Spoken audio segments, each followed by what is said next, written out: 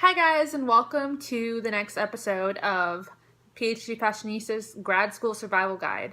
And so today I'm going to talk about how to deal with stress and anxiety. I was going to try to do two separate videos, but stress and anxiety are very intertwined. So when you get one, you get the other. So today I'm going to be share a little bit about my story. I've dealt with a lot of stress, which has in turn led to anxiety. And a lot of people don't like sharing that they have anxiety or that they have they get help for anxiety or any other mental health issue. And I think that's stupid. I think it's bad that this country, this society, the media portrays talking about mental health as something bad. Because we all go through it, and sometimes I feel like I shouldn't be talking about how I sought some help for dealing with my anxiety, and it sucks that people judge you for it. But you know what? If it helps you, do it. There's nothing to be ashamed about. About 60% of graduate students go to counseling and psychological services just at UCLA. So across different campuses, I'm pretty sure the stats are the same. And so there are resources on campus to help you out if you're dealing with things like depression, anxiety, any other mental health issues that you might be going through. So don't feel like you're alone, and don't feel like if you go seek help at one of the on-campus resources that you're gonna look crazy or something like that, because that's what those services are there, and most of the time they're free. At UCLA, we used to have 10 free visits, but now they reduced it to 6, which sucks because, 6 visits in an academic year when you're dealing with stuff that like anxiety or depression, that's definitely not enough. So I'm pretty sure there's resources like that across different universities, so definitely seek that out as a resource. I'm a big advocate for seeking help when you need it. There's nothing to be ashamed about. And if someone tries to put you down or tries to use that against you, I'm sorry. Get out of here. Maybe they need to get some help also. I thought I could deal with stress well, but I guess grad school, it just becomes really overwhelming.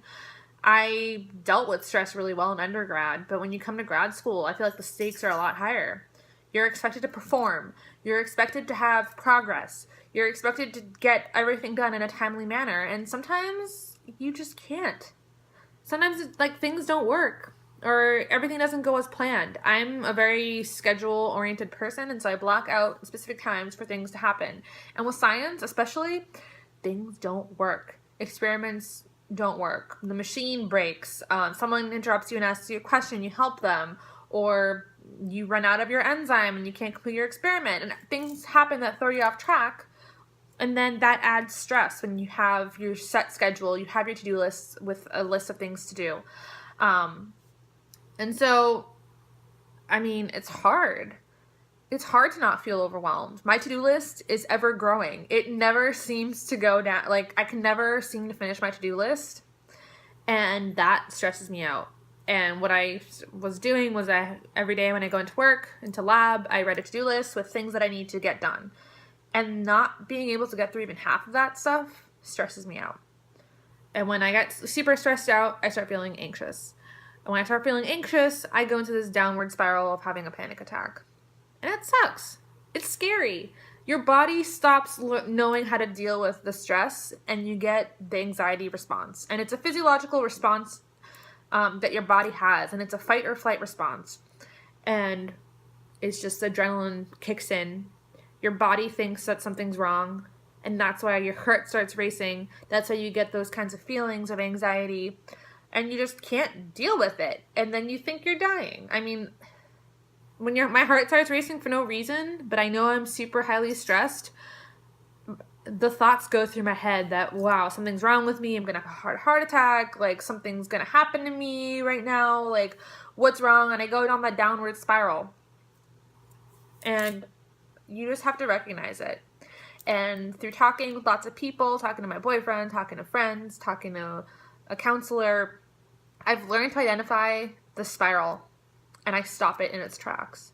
And it's easier said than done, but you have to kind of catch it before it escalates. And it's really hard at the beginning when you start dealing with anxiety and the stress, when you start panicking. That's when you have to stop it.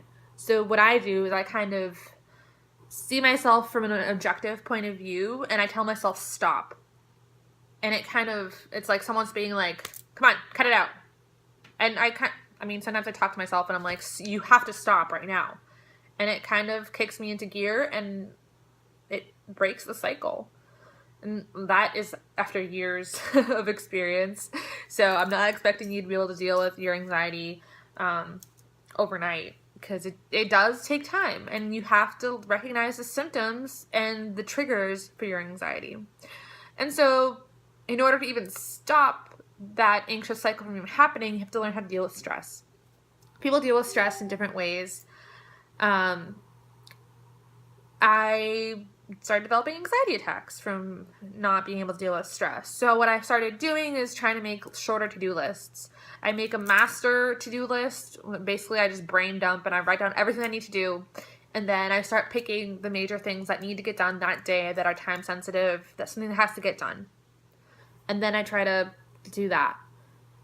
And I don't put pressure on myself if things don't get done. I used to kick myself over, oh, I didn't get everything on my to-do list. What the heck, Andrea? You're not productive. But at the same time, you need the mental break. You can't expect to be working the whole time that you're at work. You need mental breaks. And if you are tired, if things just are happening that are out of your control, you can't beat yourself up over it. And that's something that I've really learned is it will get done. There's no use in stressing out over it. If I look back a year from now, am I really gonna care if this one thing got done on this specific day, on this specific time? No. That's how I kind of put in perspective, and it kind of snaps me out of that stress cycle. Stress is an inevitable part of grad school, and I feel like a lot of people seem to have their shit together. And you feel bad when you can't control it, when you feel like you're overwhelmed, but it seems like everyone else has it together. Listen, they are probably just really good at putting on a front and pretending they have it together. Because in reality, I think we're all in this together. We're all super stressed out, and it's just the way that they outwardly deal with it is different than the way you outwardly deal with it. So it's no use in beating yourself up, because then you're feeding into that vicious cycle. So yeah, that's my advice on dealing with stress. I know some people have a lot of stress from their advisor, which kind of sucks. They put a lot of stress, so it's a different kind of stress. I am lucky that my advisor is very supportive. He's great. He supports any experiments that I want to do, and there's none of that outside pressure. And all the pressure that I put on myself is from myself.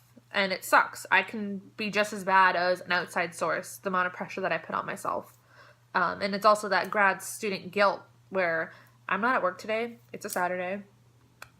Why aren't I in lab right now when I have a to-do list that's never ending? Why aren't I in lab right now? Why aren't I going in lab and working on that list to try to, finish it faster? Because you know what? I need self-care. I need to take care of myself. I need the day off on the weekend. So I'm trying not to go to lab on the weekends because I need this time to myself. I need to recharge. Otherwise, when the week comes around, I'm just going to feel exhausted, mentally exhausted, and I won't be able to function during the week. So it's really important to take your weekends off unless your boss is forcing you to commit on the weekends, unless you have a deadline that you need to work on. I suggest don't go to work on the weekends, because those are the times that you can completely stop thinking about work. I'm not thinking about my experiments at all this weekend, so I can mentally refresh myself. And that really has helped with my stress. I highly suggest you take weekends to yourself, because if you start working every weekend, you start running yourself into the ground, and that's not good. So self-care really helps with dealing with stress. Taking breaks when you need it. Giving yourself the time off if you need it. If it's a Monday and you mentally don't feel okay, maybe take one Monday off. It's not the end of the world.